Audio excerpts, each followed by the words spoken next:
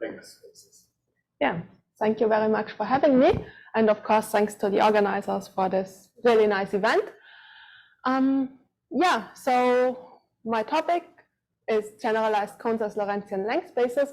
This is based on joint work with Stefanie Alexander, Michael Kunzing, and Clemens Seemann. Clemens, of course, is also here for the program in a little while longer. So yeah, I had to go back a little bit in time. So this is actually a bit of an older result, especially given the highly active field of Lorentzian length spaces. However, I think it fits well with the theme of the workshop, and it's a good introduction. And I want to give a bit of an overview about Lorentzian length spaces as well, just to show you what's going on, even though I'm of course not involved with everything. Yeah, and given the audience, I'm going to start with introducing the smooth setting of Lorentzian geometry rather than starting with an introduction to Alexandrov spaces or something like that, because probably those are very familiar to everyone here. So in the smooth setting in Lorentzian geometry, the basic objects we study are Lorentzian manifolds, which are smooth, usually connected manifolds with a Lorentzian metric, meaning a symmetric, non-degenerate, bilinear form, a 0-2 tensor, with signature minus and then pluses. Signature is a bit of a convention. You could argue with physicists about that, but I'm used to minus, plus, plus, plus. And usually our metric is assumed smooth. However, there has been big recent interest also from general relativity to lower this regularity, and that's kind of the direction that this push towards Lorentzian length spaces came from. Of course, Lorentzian length spaces will then remove the manifold structure entirely, similar to Riemannian metric geometry. Okay, in such a space-time, we can classify vectors in the tangent space as timelike, null, causal, or space-like, depending on whether their inner product is less than 0, equal 0, less equal 0, or positive. The 0 vector is space-like by convention, but this doesn't really matter for us. And given our vectors, we can give an analogous definition for curves into a manifold of sufficient regularity. And this will then, first let's define the length of a curve. So length of a curve is as usual in Riemannian geometry. However, we are mainly going to be interested in timelike or null curves. So there we need to use the absolute value as we have issues with the square root. And lastly, the last bit of additional structure we generally need is a time orientation that distinguishes our future in our Lorentzian manifold from our past. And this then gives us a space-time, which are sort of the fundamental objects of the mathematical study of general relativity. So we are a field that's very much connected to physics or draws inspiration on interesting questions from physics. We define vectors then to be future-directed if this inner product with the time orientation inducing vector field is less than 0. So if we look at this light cone picture, this tells us that V points in the same direction as this timelike vector field T. And of course, we can make the same definition for curves. And this is mainly important for curves if we start dealing with curves which are maybe only piecewise C1 or Lipschitz continuous or something, because then we need to make sure that they don't change from going to the future to going from the past, because then we could just reach any point by timelike curves if we allowed going to the future and then to the past. But we do not allow this, and we define our causal relations between points as P being timelike related to Q, as there exists a future-directed timelike curve from P to Q, and causal relation via the existence of a future-directed causal curve from P to Q.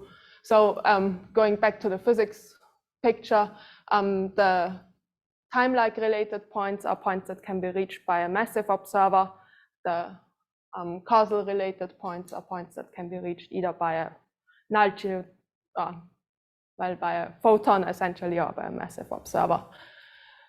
Okay, and the last bit that we need to sort of distill this causal structure to its low regularity and synthetic counterpart is a time separation function. And in the smooth case, this is defined as the supremum over the length of all future directed causal curves from point X to Y. So of course, this only really gives us information if X and Y are causally related. If they're not, then we set it to 0.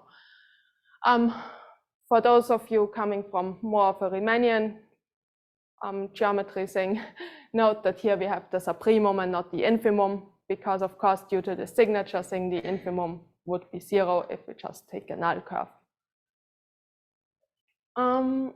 Yeah. Okay, and this allows us to rescue a lot of techniques from Riemannian geometry.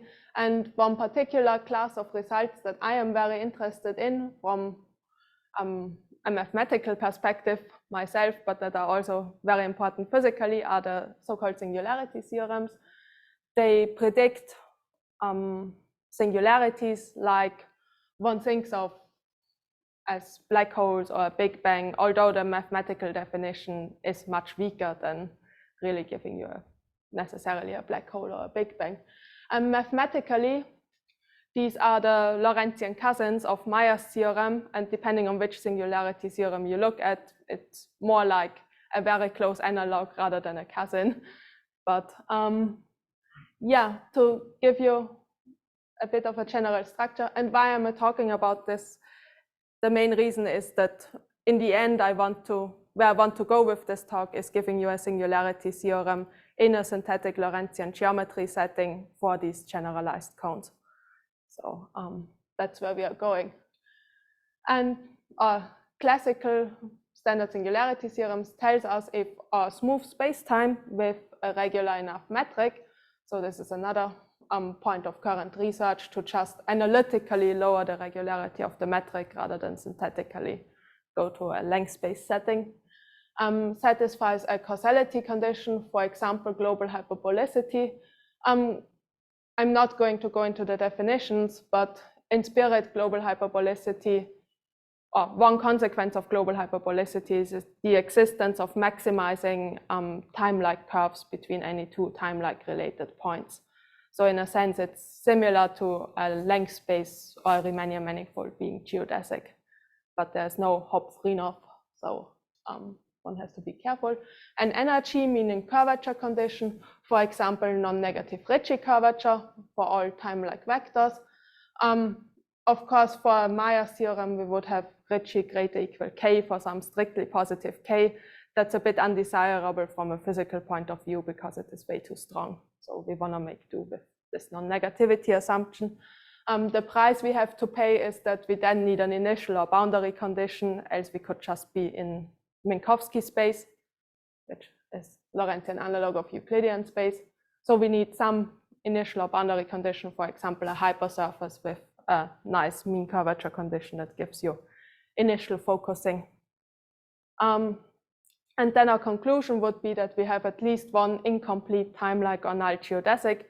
So again, this conclusion maybe looks different from Meyer's theorem. However, if one thinks about Meyer's theorem as giving you this diameter bound, what we get here essentially is a bound on the time separation function. It is just that now, since the time separation is the supremum of lengths, this means there exists a curve that does not have length, or no curve can have length greater than this tau, which means there's at least one curve that stops after a finite time separation. Sorry, question? Yeah. What exactly kind of mean curvature conditions do you have in 3? Well, the most common ones is for Hawking's theorem, you have a space-like hypersurface with, depending on your convention, strictly positive or strictly negative mean curvature. So mean curvature greater equal than some constant, which is strictly positive or negative. This also depends on whether you want this incompleteness to the past or to the future. But right. Yeah. Thank you. Yeah, so this is a basic singularity theorem blueprint, and we are going to put this in a length space context. Note, however, that our length space theorem that we will arrive at will be quite a bit weaker than this general blueprint, and also it will only work for our very special spaces. but there's a lot of ongoing research, and in particular, Cavaletti and Mondino also have a singularity theorem in this static context. Okay, let's put a bit of a lid in that, and let's start talking about what we really want to generalize to our length space setting to be. That will be sectional curvature bounds.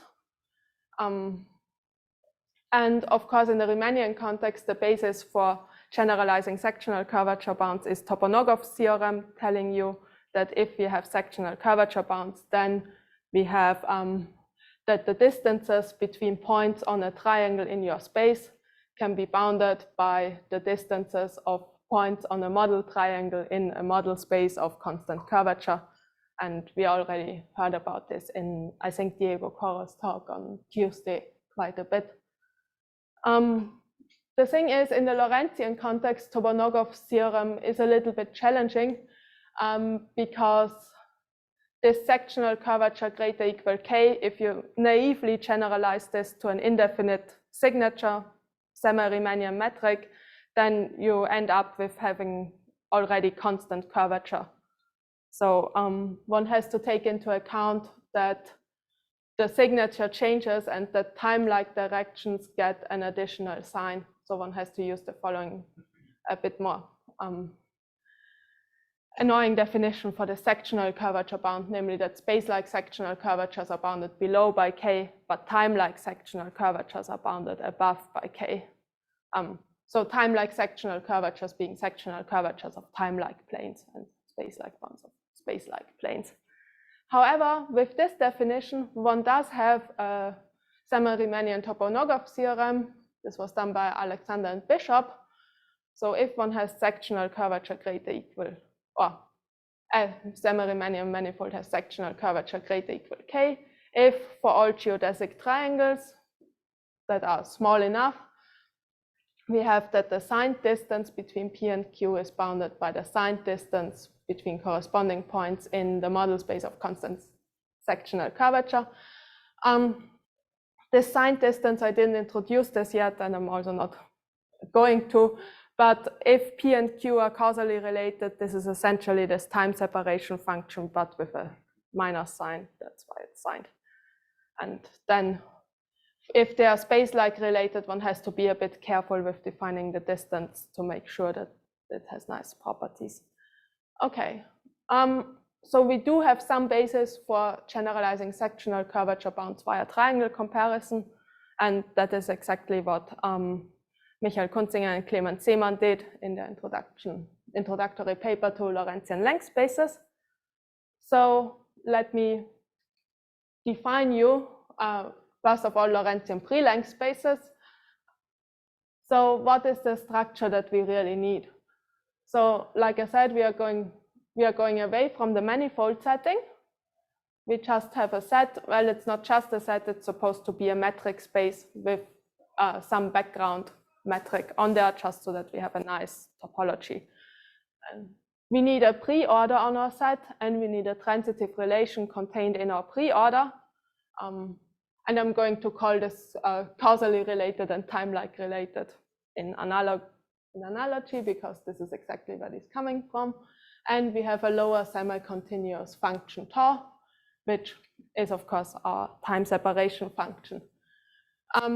Just this collection of objects is not quite enough. We need additional properties on tau. Namely, we need that tau satisfies the reverse triangle inequality. Again, reverse triangle inequality because we have this sign switch, or rather because in the smooth context, tau is the supremum and not the infimum. Yeah, and the other thing that we need is that tau is 0 if they are not causally related, and then importantly, that tau is strictly positive if they are time-like related. And that already encodes a little bit of a nicer structure. So for example, if we just took a smooth manifold but put on there a continuous Lorentzian metric, then this last property might or might not be satisfied depending on the exact metric we choose. So this is an important structure that's encoded in there. It's sometimes referred to as the push-up principle. and that's what we are going to call it later on. Yeah. And our tau is then called time separation and function, and this is a Lorentzian pre-length space. Okay, examples of Lorentzian pre-length spaces, unsurprisingly, smooth spacetimes will be examples, otherwise it would not be a good generalization. Other examples could be finite directed graphs or stuff like that, anything where one wants to distinguish one direction via this relation, essentially. Yeah, and also, like I already said, continuous spacetimes are not always examples of this Lorentzian pre-length spaces. However, causally plane continuous spacetimes, for those that have heard the definition, will be. And also Lorentzian pre-length space, because to turn this into a Lorentzian length space, we then need, as in Riemannian metric geometry, this compatibility between, we start with a distance function, in this case tau, the time separation. From that we can define lengths of curves via variational, or via the subprimum over partitions of points on the curves, and then the distance points on the curves, and then the distance between these points. And then from the length of curves, however, we could again define a time separation function via this subprimum. And to be a Lorentzian length space, one of the ingredients that we need is that these are compatible, so that if we do this process, we end up with the same time separation function we had before. However, for the things that I will talk about, it's sufficient for us to stick with Lorentzian pre-length spaces. So that's what we are going to do. What this gives us is they give us a way to define causal curves and their length, like I mentioned. You can also define causality conditions, like, for example, that there are no closed time-like curves, or global hyperbolicity also falls under these causality conditions. It also gives us a way to say whether causal curves are maximal, and such maximal causal curves or locally maximal causal curves will be geodesics in analogy to the smooth setting. Yeah, sorry? So, in order to the distance here, d, I mean, yeah. Do you need that, or is that a reasonable topology be sufficient, or from the geometric perspective, I don't understand how deep it is. I mean, I think the main thing is that one needs this lower semi-continuity with respect to d. But yeah, okay, that's. So Lipschitz is d. Yeah, we need.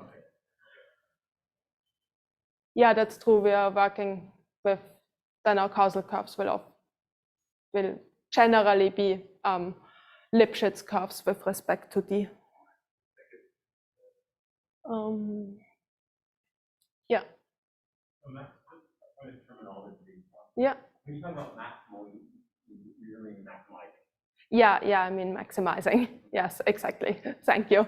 I'm trying to stick to maximizing, but sometimes things slip through.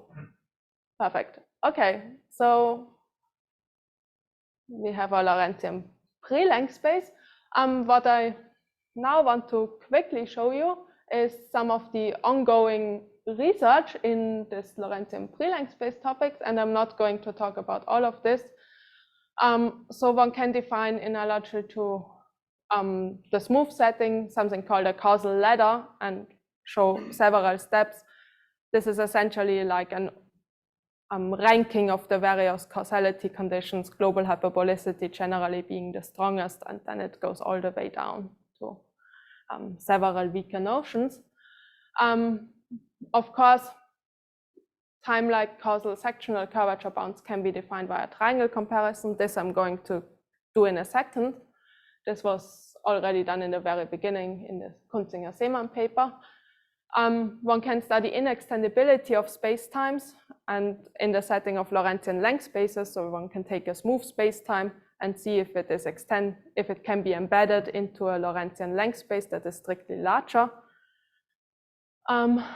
We can look at generalized cones, which are essentially constructions of Lorentzian warp products with a length space as the fiber and then a one-dimensional base. Then with additional structure, one can also define time-like Ricci curvature bounds analogous to these RCD-KN conditions. There's work by McCann, Cavaletti, Mondino, and Brown. One can look at synthetic Einstein equations in this context. There are some applications to contact geometry, and one can also study the null distance on Lorentzian length spaces. So the null distance is introduced by Samani and Vega, giving an alternative approach to this synthetic Lorentzian geometry by trying to find an actual Riemannian distance on a Lorentzian space-time that somehow still encodes the causality. One can look at time functions, Lorentzian analogs of Hausdorff dimensions and measure, and gluing constructions. And actually, Clemens gave a talk in the low regularity physics and geometry seminar that is available online, where he talks about a bit more of this, but of course also not all of it, because it is just really a lot that's going on. So, and I forgot about the hyperbolic angles. Yeah, but we are going to mainly stick to this generalized cones and our time-like causal sectional curvature bounds. Okay, so how do we define our sectional curvature bounds? That's not going to be a surprise to anyone probably by now. First of all, we need to state what objects we're even looking at. We look at time-like geodesic triangles in Lorentzian pre-length spaces, so geodesics being defined as maximizing causal curves. Yeah. I mean, you had in the smooth setting, you had a statement earlier on that said sectional curvature bounds are equivalent to time-like and space-like. Yeah, yeah. But if you just have the time-like curvature bounds, we don't know. We don't know. Even Even in in the smooth setting. the smooth setting, we don't know. You don't know whether time-like curvature bounds on all five will apply space-like bounds. No, we don't know that. At least I don't know, and I don't think anyone else does. Or at least I wouldn't have seen a paper out. Maybe someone does and is right now writing it up. That would of course be great. But yeah, it's a bit weird. I mean, in dimension 2, of course, it does, but that's because in 2 dimensions there's only time-like sectional curvature. So yeah, now that's a bit of a weakness in this consistency thing, but it's hard to, I don't know, it's really hard to somehow address both the time-like and the space-like cases simultaneously. I mean, maybe a simpler question would be, what if you had, if your time-like sectional curvature is all constant, that implies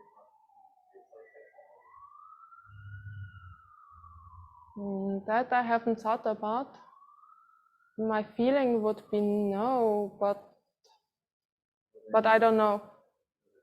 But I mean, then then we have no chance of getting this. Yeah, okay, that's fair. Yeah, I haven't thought about that, but that's certainly a good starting point to look at. I think Annegret had a comment. Or no, for the singularity theorems, no. Like, that's the other thing also from like smooth Lorentzian setting. If one comes from a physics perspective, and all these singularity theorems, they also only assume bounds on time-like curvatures in some sense, because that's all that the physics gives you any justification for imposing.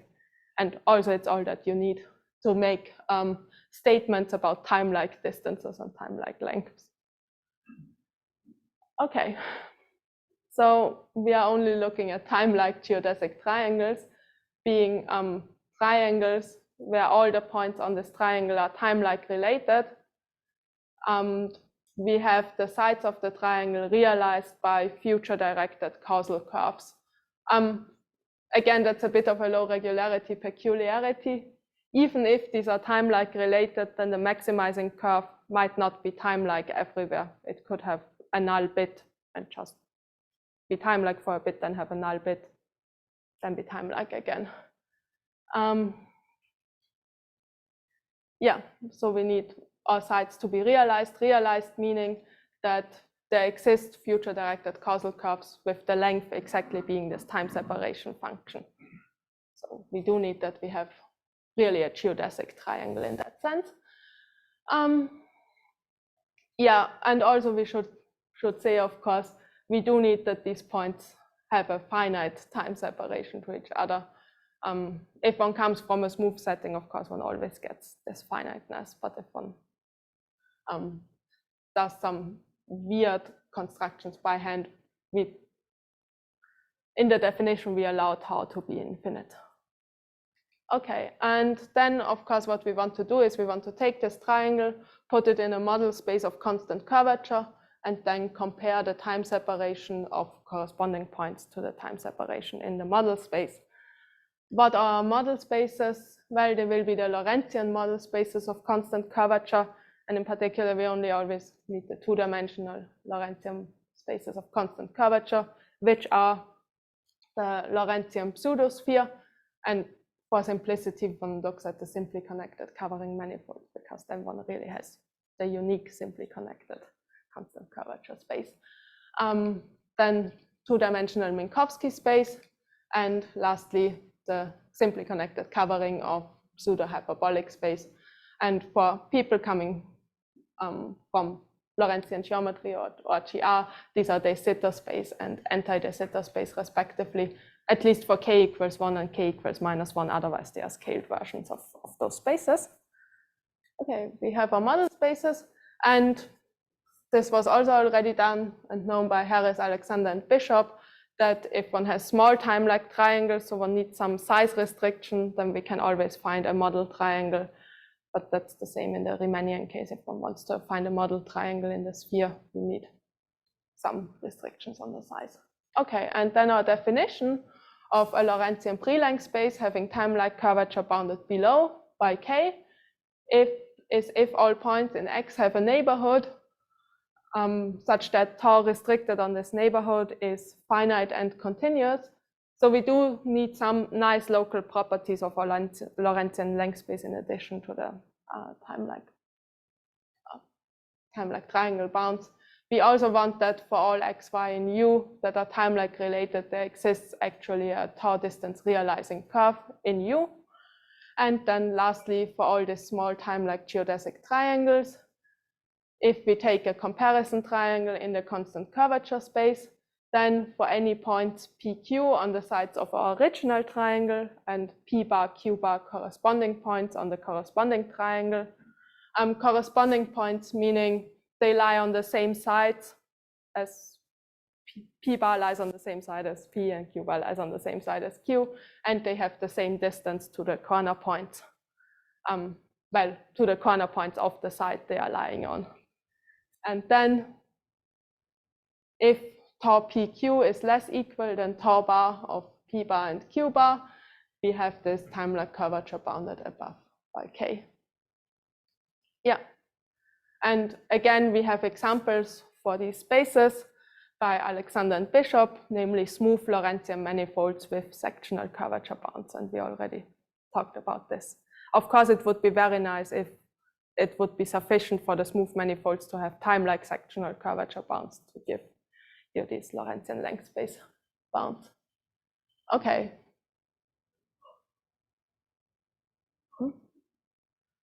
I mean, we don't know. That was kind of the discussion. We don't know in either way, I think. Okay. Yeah. Now, finally, I can become a little bit more concrete and tell you about our construction of generalized cones, which will be another class of concrete examples for Lorentzian pre-length spaces, Lorentzian length spaces, and also Lorentzian length spaces satisfying curvature bounds. What we want to do, so the idea is we take a metric space XD, some open interval and a continuous function, and then we construct something like a warp product I cross fx, and the idea is that if x were smooth and f were smooth, then this should correspond to the differential geometric construction of a warp product, or like Lorentzian warp product with metric minus dt squared plus f squared times the metric on x. So that's the structure we want to mimic. And it turns out that works very well. And for this talk, let me just mention, our XD will be a locally compact geodesic length space. Most depends on which properties we are talking about, whether you really need this for a metric space. To get, for example, a Lorentzian pre-length space, you need much less. But if you want a really nice structure for this warp product, you need the locally compact and geodesic end-length space. And first example of these generalized cones would be the Minkowski cone over XD. And this is going to look a bit different than this warp product construction, just because in this case we can super explicitly compute everything and we know exactly how things should look like. So if we want the Minkowski cone over XD, we can just take points in I cross X, P naught P bar, and Q naught Q bar, and we say that they are causally related if this weird expression, I mean, it's not weird, but it's a bit lengthy to write down, involving the hyperbolic cosine of the distance in X of P bar and Q bar is greater equal 0, and time-like related if everything is positive. Yes, and we need P naught less equal Q naught. So that one of them is actually, that Q naught is actually in the future to P naught. And then we can set our time separation function just as the square root of this distance, if they are time-like related and 0 otherwise. And then it is relatively straightforward to show that this, with the product metric, with the product background metric, is a Lorentzian length space.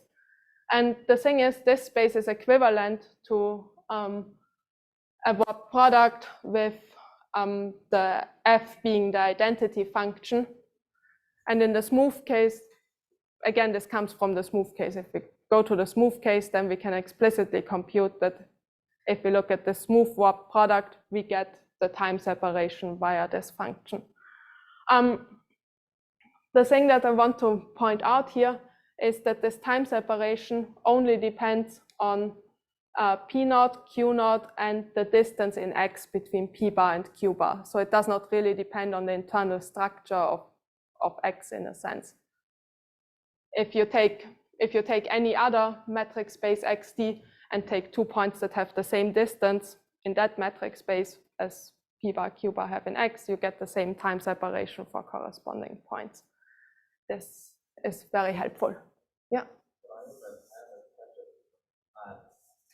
So you're saying that if you have this generalized cone or warp product, one-dimensional phase, then you'll be length, right? Yeah. So let's just consider a Lorentzian manifold where the function happens to be continuous. But in your definition of length space, you have to push our property, right? Yeah, yeah. You get the push-up property. We have to show that, but we can show that. And yeah.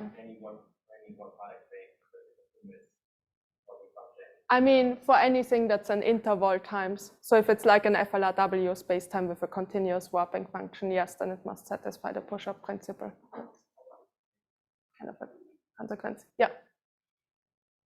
Okay. So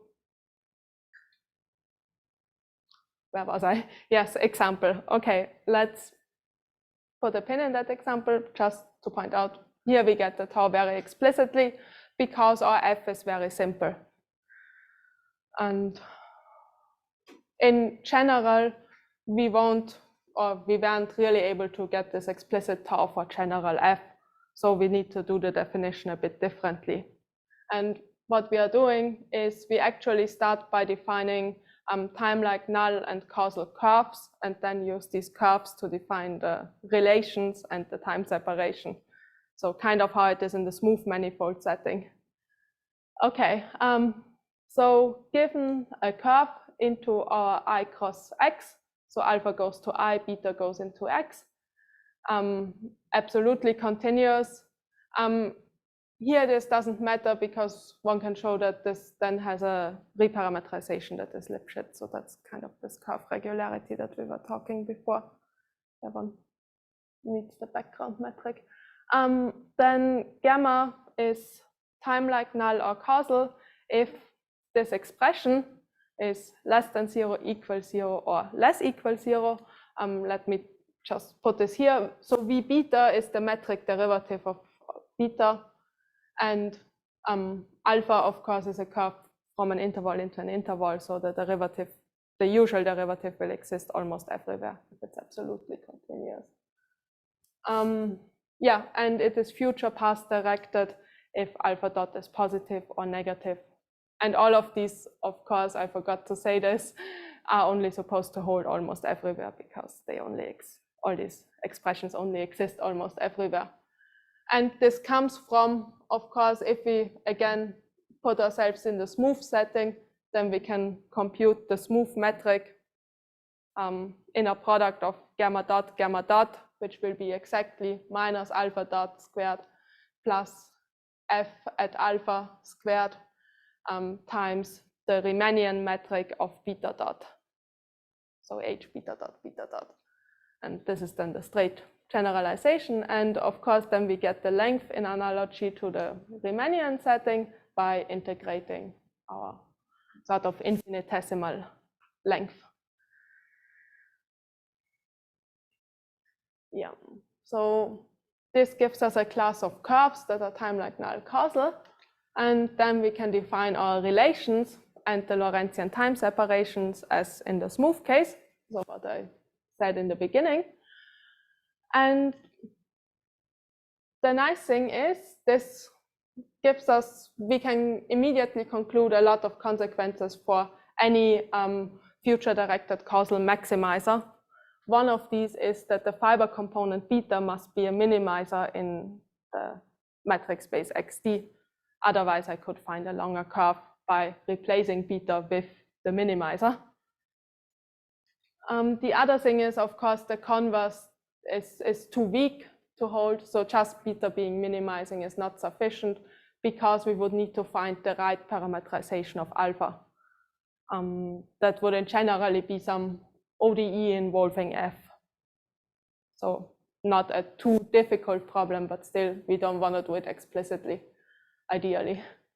And then the other thing that I already mentioned with the example is kind of fiber independence of this construction, namely alpha only depends on the velocity of beta and the length of beta. It does not really depend on XD otherwise. So we could replace our XD with any other X prime D prime and minimizing curve beta prime, which has same length and same velocity. Then this gamma prime curve where we just take the old alpha and the new beta prime will be maximizing causal or timelike for this new warp product with X prime as the fiber, if the old one was maximizing for X as the fiber. And this allows us to do like lots of nice things in the proofs, because oftentimes we can then replace our X component by something that's much nicer than the thing we started out with, like a real line or a Riemannian manifold. So we can pull lots of things back. And this also immediately tells us that this tau pq, even if we can't necessarily compute it explicitly, depending on f, but it will only depend on p naught, q naught, and the x distance of p bar and q bar, and of course f.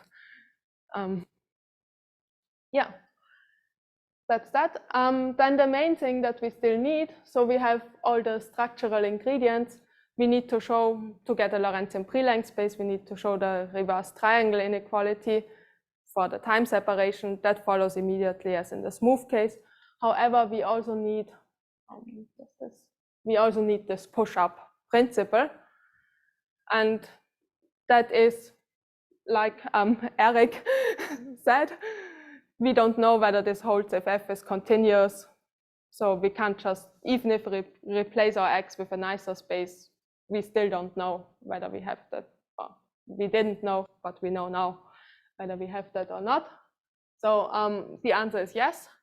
And actually, the idea behind this is that we want to fix any starting point P naught and some P bar, but again, by fiber independence, where this P bar is doesn't matter to us. But for any of these P naughts, I want to characterize all the null curves that start from this height P naught. And the equation for null curves is exactly this very nice ODE, namely just that H dot is F composed with H, and we start at P naught. And of course, since this is a super nice ODE, we know lots of very nice properties for H. And then, as it turns out, we really get I plus as being exactly the points that have a Q naught component above this profile given by null curves. And this is really a strict inequality, so we get openness. And we also can explicitly, if we have a little bit that's timelike in a curve and a bit that's null, we can explicitly push it up to a timelike curve. This is all super explicit. And we also get the nice descriptions of the boundaries as continuous graphs over the metric ball around P bar in X. And the height depends only on the distance to P bar. So with this, we then really can conclude that our warp product is a Lorentzian pre-length space. And with some more work that I'm not going into, we get a regular, strongly causal Lorentzian length space. So we get very nice structure. Yeah, these are our spaces. Now, of course, sorry? Yeah, the background Riemannian distance is just the product distance. Yeah. I mean, I think in this case,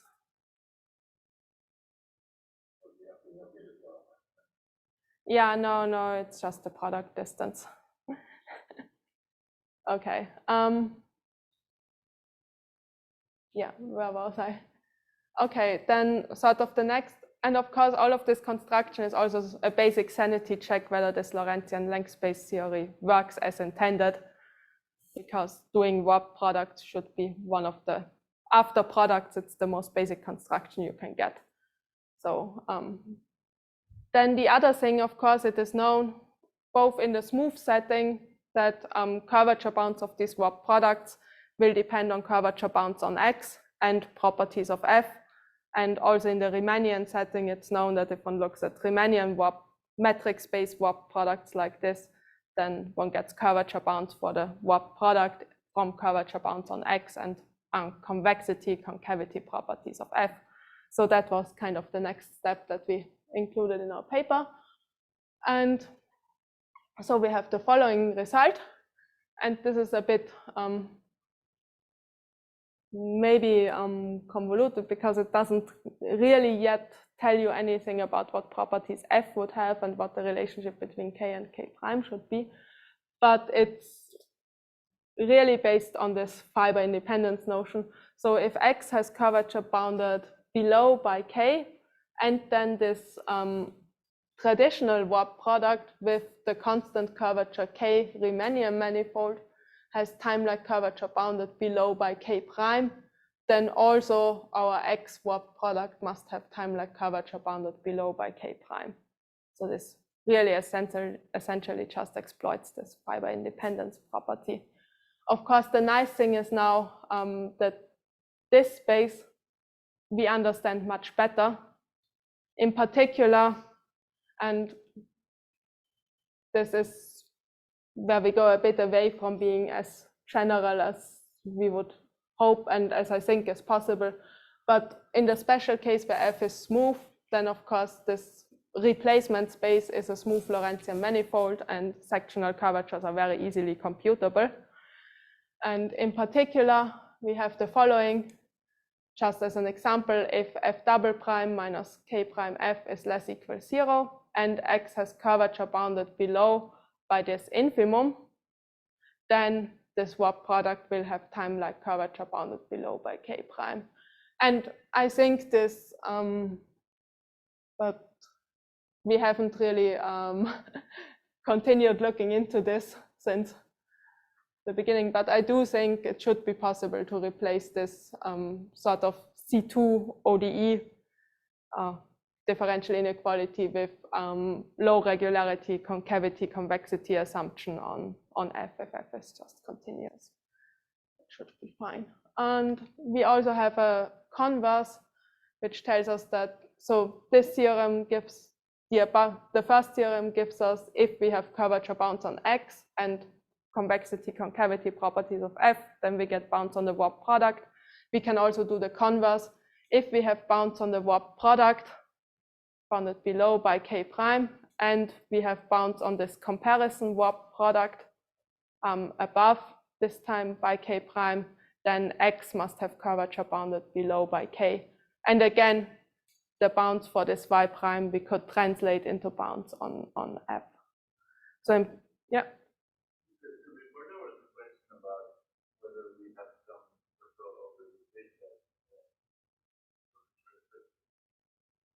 Only have it 65 years, but it's for this one.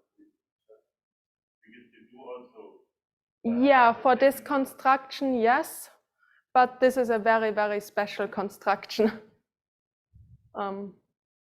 Yeah, but yes, that's a good point. Yeah, I mean, in this construction, we also know that in the smooth case, our Timelike curvature bounds and yeah, in this example, also in the smooth case, these are not really independent. And I mean, yeah, so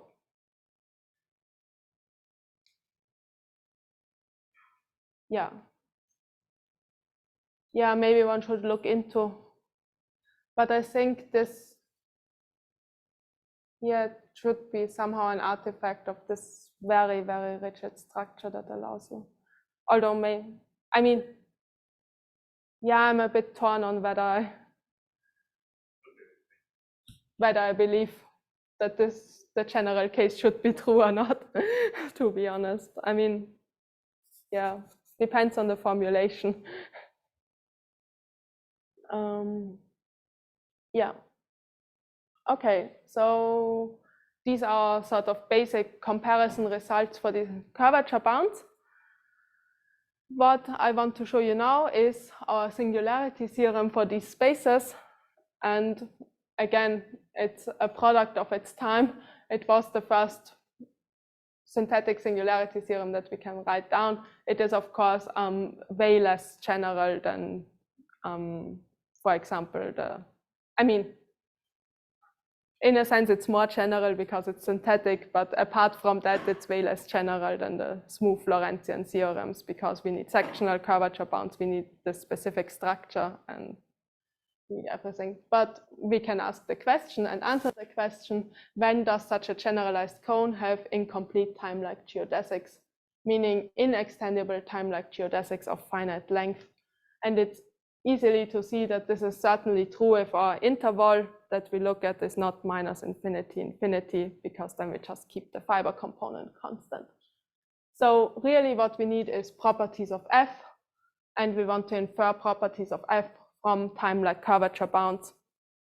And this is essentially what the converse, or the last theorem I showed you on the last slide, allows us to do. And we get the following: if we have our warp product space, smooth function F, A or B could possibly be minus infinity, infinity here. That's what we want to show. We assume that this has timelike curvature bounded below by K. Then we have the following. First of all, we have this ODE inequality for F. And actually, we only need to show this point because then the rest follows from basic ODE theory. So if K is less than 0 in particular, then this interval is finite. So we really get a finite bound on the time separation by this B minus A. So of course, we are timelike geodesically incomplete. And then really the sort of Hawking theorem version is if k is equal to 0 and f is not constant, so we at least have f prime positive or negative somewhere. This is this mean curvature assumption essentially, or a replacement for the mean curvature assumption. Then either, depending on the sign of f prime, a is strictly larger than minus infinity, or b is strictly less than infinity, and y is past or future Timelike geodesically incomplete. And I did have a bit on the proof, but let's actually skip this. I think this clock is a little bit wrong. And let me just mention that this heavily uses fiber independence. One thing that I want to mention is we want to replace our fiber by the real line. This comes at the price that we can only look at very specific Timelike geodesic triangles, namely ones where the fiber components all sit on top of each other. So we can't have like slanted triangles, we need a triangle to be vertical. But of course, if we have triangle comparison for all triangles, we have it for vertical triangles. So this doesn't really hurt us. And then we can, first of all, say that the y prime time separation is the y time separation. And then we compare the y Timelike curvature with the L2K one. And we compare the y prime time separation with the L2K prime one, because now in y prime, the where do we have it? The sectional curvature of y prime now only depends on f prime, f double prime, and f, because we just have a real line factor here. So this is a highly trivial space. And then we just need to put it together using this contradiction argument that we assumed this was larger than k prime, for some k prime larger than k, because then we can again compare in the model spaces. If k prime is larger, then this time separation must also be strictly larger and not just larger equal. So this kind of puts everything together. And this was relatively short, but I should stop here and thank you for your attention. And of course, there's lots of things still to be done, and we have a very active field, and lots of people that have made contributions are here. So we are all happy to chat, I think. Thank you very much.